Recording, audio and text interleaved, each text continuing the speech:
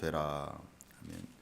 이제 오늘 말씀 내용은 사실은 6절부터 16절까지의 내용인데 마지막 결론 부분만 말씀을 드렸는데, 수요일마다 사실은 제 바람은 우리 목자들이 다 나오셔서 교회를 어떻게 섬길 것인가, 교회를 어떻게 봉사할 것인가, 어떤 자세로 해야 되는가, 그걸 이제 중심으로 말씀을 계속해서 고린도전서 이 말씀을 보고 있습니다. 그러니까 목자로서 또는 목사로서 또는 지도자로서 고린도전서를, 고린도 교회를 보면서 많은 부분을 배울 수 있다 생각됩니다.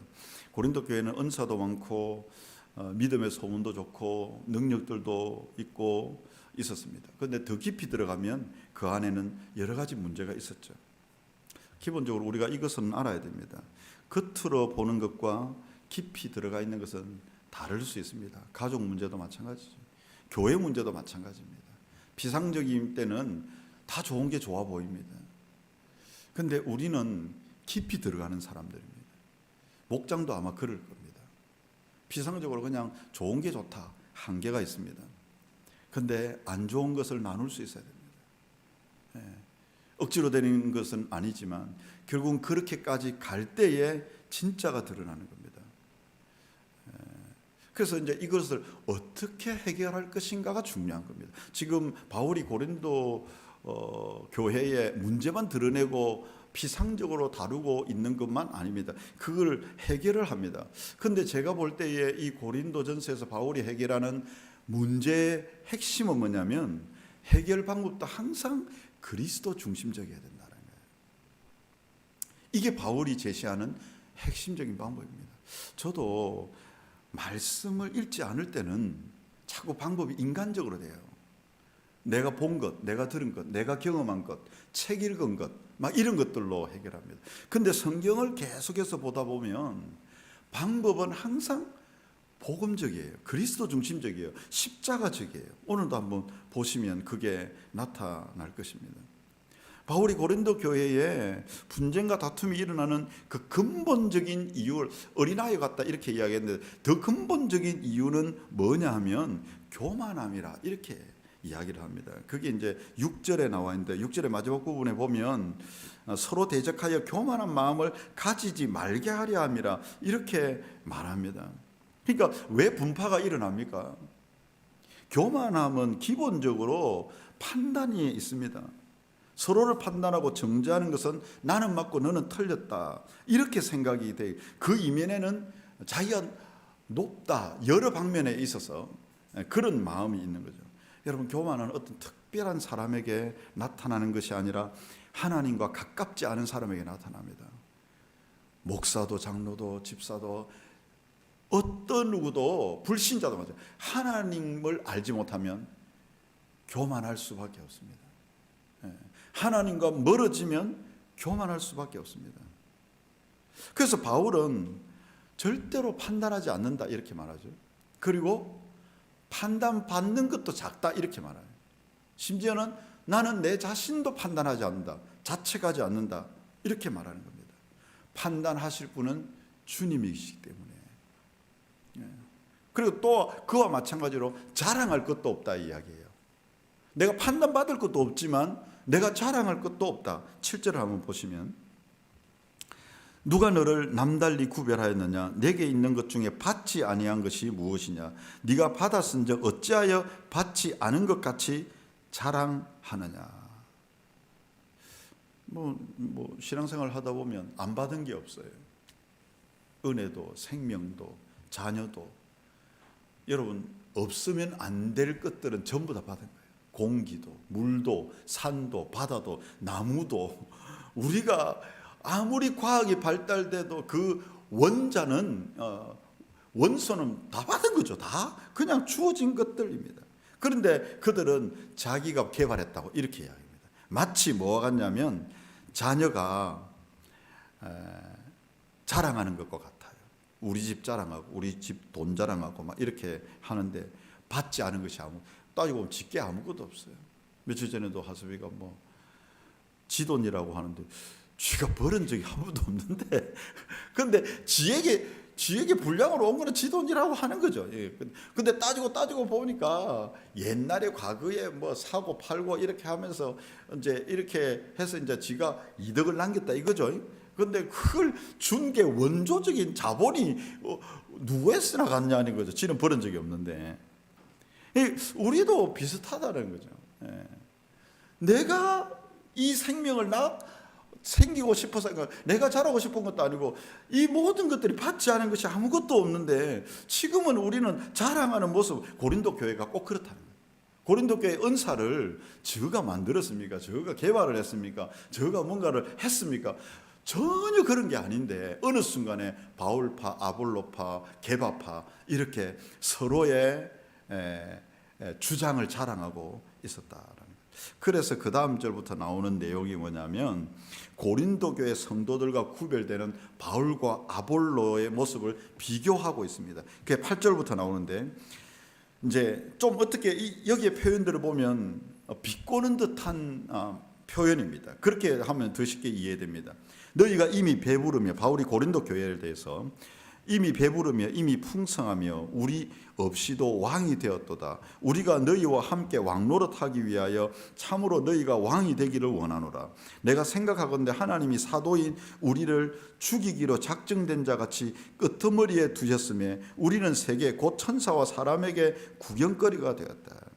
고린도 교회는 너희들은 배부르고 풍성하고 왕이 되었다. 왕노릇하고 있다. 이렇게 이야기하고 우리 바울과 아볼로 이 사도인 우리는 죽이기로 작정된 자같이 끄트머리에 하나님이 우리를 매달아 주셨다. 죽이기로 작정된 자는 사형수를 이야기합니다. 이 로마 시대에 이들에게 있어서 사형자는 원형 경기장의 사자들의 밥이 되기로 예비하는 거잖아요. 그러면 그들은 죽이기로 작정된 자입니다. 그들이 원형 경기장에 투입되는 순간 많은 사람들이 구경거리가 되는 거죠. 이 이야기입니다. 그러니까 마치 사도들 바울과 아볼로는 하나님이 죽이기로 작정된 자같이 많은 사람들의 구경거리로 만들고 고린도 교회 너희들은 배부르고 등 따시고 막 서로 위하고 막 이렇게 하고 있다. 이렇게 말하는 거죠. 그리고 10절에도 우리는 그리스도 때문에 어리석으나 너희는 그리스도 안에서 지혜롭고 우리는 약하나 너희는 강하고 너희는 존귀하나 우리는 비천하다. 이 뉘앙스를 알겠죠. 그들은 그리스도 안에서 그들의 지혜로움을 자랑하고 있고 그들의 강함을 자랑하고 있고 그들의 존귀함을 자랑하고 있다는 거죠.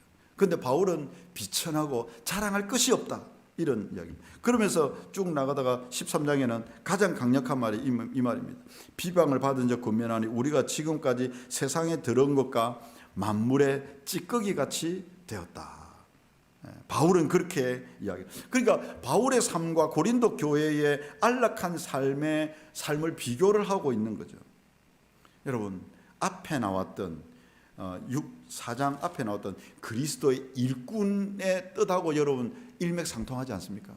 뱀이 창에서 노예로서 적고 있는 이 사람 히페레테스 그리스도 일꾼은 어떤 사람입니까? 고린도 교회 성도들이 아니라 바울과 아볼로라는 이야기입니다. 하나님의 비밀을 맡은 자는 어떤 사람입니까? 편안하고 안락한 삶을 살면서 어떻게 지혜롭고 존귀하고 우리의 됨을 막 인정받으려고 하는 이 고린도 교회가 아니라 바울과 아볼로와 같은 인생의 끄트머리에 놓여 있는 언제 죽을지 모르는 그런 자리에 있는 사람이 그리스도 일꾼이다. 그리스도인은 지금 우리가 생각하고 있는 멋진 모습은 분명히 아니에요. 안디옥 교회에서 사도행전 13장에 처음으로 그리스도인이라 불림을 받았다고 했는데 그때 그리스도인은 그리스도에 미친 사람들, 열광하는 사람들, 조소 섞인 노예와 같은 사람들 이런 의미예요.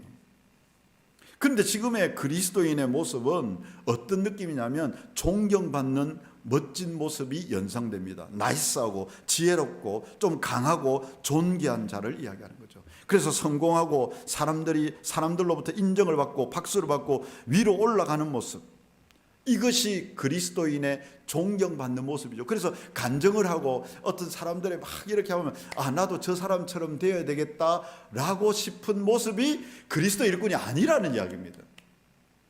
지금 고린도 교회가 그런 모습이고 바울이 지금 이야기하는 자기들은 전혀 그런 모습이 아니라는 거죠. 진짜 그리스도인의 모습은 뭐냐면 약하고 비천하고 인생의 끄트머리에서 그렇게 살아가고 있는 사람들의 구경거리가 되어 있는 모습이라고 하는 것입니다. 여러분, 누가 이런 길을 가려고 하겠습니까? 교회에서 이런 사람 본 적이 있습니까? 그렇게 많지 않습니다. 누가 이런 사람을 본받고 싶겠습니까? 그런 의미에서 바울이 오늘 16절 이 말씀을 하는 것입니다. 그러므로 내가 너희에게 권하노니 너희는 나를 본받는 자가 되라. 여기서 본받는 자가 되라는 말은 내가 지혜롭고 강하고 존귀하고 그리스도인으로서 뛰어난 부분을 본받는 자 되라는 말이 아닙니다. 여러분, 이렇게 되면 자신을 자랑하게 되어 있는 거예요. 그러면 바울이 자기 자랑하는 거 아닙니까? 그건 지금까지 이야기한 거하고 다른 모습인 거예요. 그러면 무엇을 본받으라는 말입니까? 제가 보기에는 예수님이 가신 십자가의 길을 따라가고 있는 바울의 모습을 본받으라고 하는 거예요.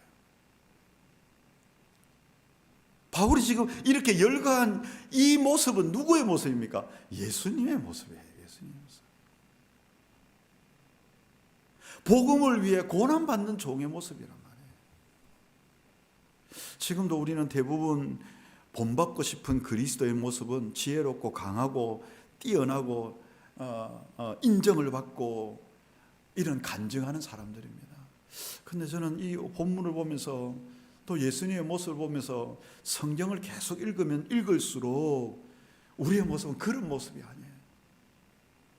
여러분, 이렇게 되면 교회가 크냐 작으냐 상관이 없어져요.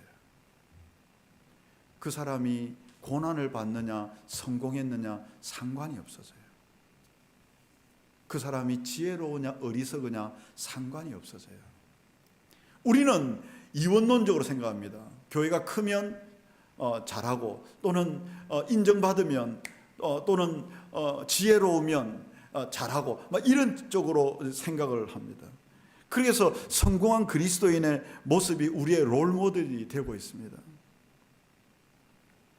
지지리도 복이 없어 보이고 고난받고 힘들고 여전히 어쨌든 문제가 해결되어야 간증을 하잖아요.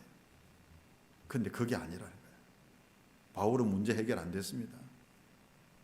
네. 그 과정 가운데 있는 것을 본받으라고 하는 거예요. 바울은 이런 나를 본받으라 이 말이죠.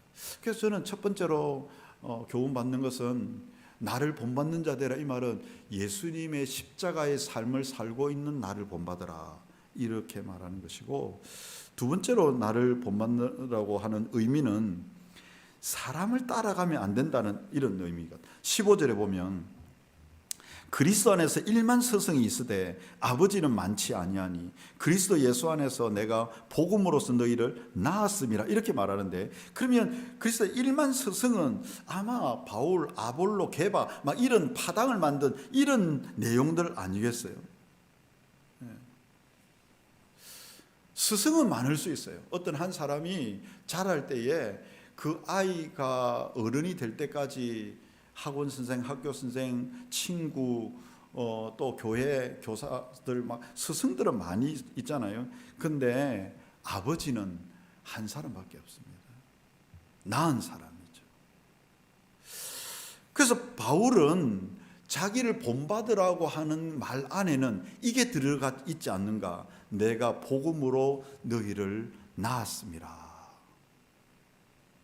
그러니까 본받으라는 것은 어떤 윤리적 도덕적인 또는 행위적인 그런 게 아니라 영혼을 구원하는 복음 전도자의 본을 받으라, 이게 아니겠는가 그런 생각이 드는 것입니다.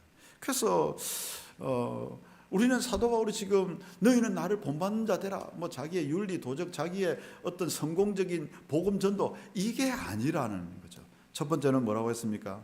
주님 가신 십자가의 길을 해결되지 않는 이 고통의 길을 계속해서 가고 있는 나의 모습을 통하여 그리스도를 보라는 이야기고, 두 번째, 내가 복음으로 너희를 낳았듯이 너희도 복음을 전하면서 그리스도를 닮아가는 영혼 구원의 전도자가 되라 라고 하는 말씀입니다. 그래서 우리가 목사로서 성도들의 본이 되어야 될 것은 물론 윤리도덕적인 것이 포함될 것입니다. 그러나 더 근원적인 것은 주님 가신 그 길을, 십자가의 길을 가는 것과 영혼 구원, 영혼 살리는 일을 하는 것에 대한 그걸 본받는 자 되라라고 하는 것입니다. 저와 여러분들이 이 일로 우리 주님의 교회 본이 되기를 주님의 이름으로 축복합니다. 우리 주기도문으로 마치겠습니다.